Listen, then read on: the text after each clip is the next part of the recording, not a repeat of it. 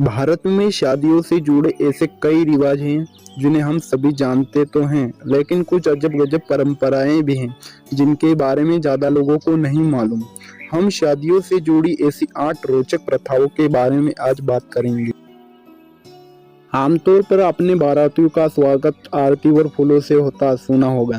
विज्ञापन में पान पराग से होता है।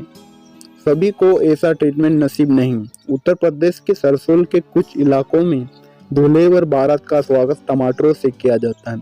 सिर्फ टमाटर ही नहीं, गालियां भी दी जाती हैं। ये एक तरीके से धैर्य का इम्तिहान होता है और माना जाता है कि इस तरह से शुरू हुए रिश्ते में गहराई अधिक होती है।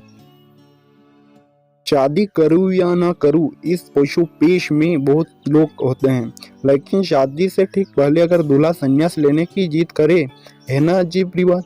तमिल ब्राह्मणों में शादी में विवाह से ठीक पहले दूल्हे के सन्यासी बनने की जिद करने का रिवाज है। इसके बाद दूल्हे का पिता जाकर बात करता है, उसे गृहस्थ जीवन की जरूरत के बारे में बताता है और शादी के लिए तैयार करके वापस मंडप में लाता है। ये अनोखा रिवाज बिहार में कुछ हिस्सों में है।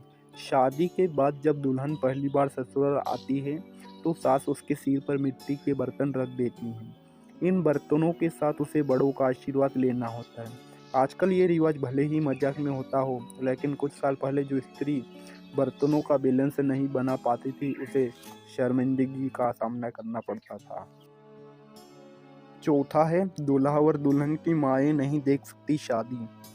किसी भी शादी में दूल्हा और दुल्हन की मां सबसे ज़्यादा उत्साहित होती हैं, लेकिन अगर उन्हें शादी में शामिल होने की मनाही हो, ऐसा होता है पारंपरिक बंगाली शादियों में। वहां मां अपने बेटे या बेटी की शादी को नहीं देख सकती। ऐसा माना जाता है कि मां की मौजूदगी नव दंपति के जीवन में बुरे प्रभाव ला सकती है ना विचित्र बात। देश के कई हिस्सों में एक ऐसा रिवाज भी है जब दुल्हन को पेड़ या कुत्ते से शादी करनी पड़ती है। माना जाता है कि मांगलिक लड़की की शादी पहले पेड़ या कुत्ते से करवा देने से क्लेश कट जाते हैं। इसके बाद लड़के से शादी करवाई जा सकती है। लड़कियों को अपमानित करने की ये प्रथा धीरे धीरे कम होती जा रही है। शादी के बाद जोड़ा कुछ दिनों के लिए अकेला होना चाहता है, इसलिए वो हनीमून वगैरह प्लान करते हैं। लेकिन कुछ समुदाय में पति पत्नी को 1 साल तक अकेले रहने का रिवाज है। शादी के बाद दोनों को किसी एक जगह रहने को दे दी जाती है। उन्हें किसी से मिलने या बात करने की इजाज़त नहीं होती है।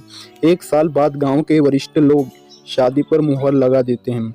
इसके बाद एक बड़ा आयोजन करके शादी का जश्न मनाया जाता है।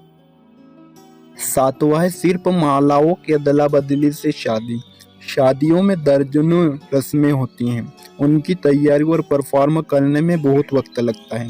हालांकि असम के रभा समूह में शादी के लिए सिर्फ मालाओं की अदला बदली की जाती है और शादी हो जाती है। इसके बाद परिजनों के लिए भोज का आयोजन होता है, जिसे दूल्हा दुल्हन ही परोसते हैं।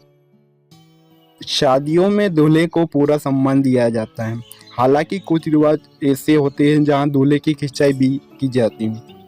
महाराष्ट्र की शादियों में दुल्हन का भाई दूल्हे का कान खींचता है।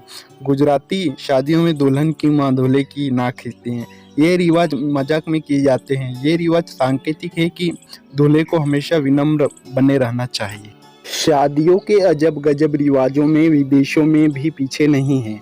चीन के कुछ हिस्सों में शादी के 1 महीने पहले से दुल्हन के रोजाना रोने की रिवाज है।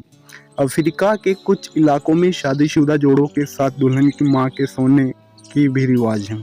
स्कॉटलैंड के कुछ इलाकों में शादी से कुछ दिनों पहले दुल्हन पर कालिक पोत दी जाती है।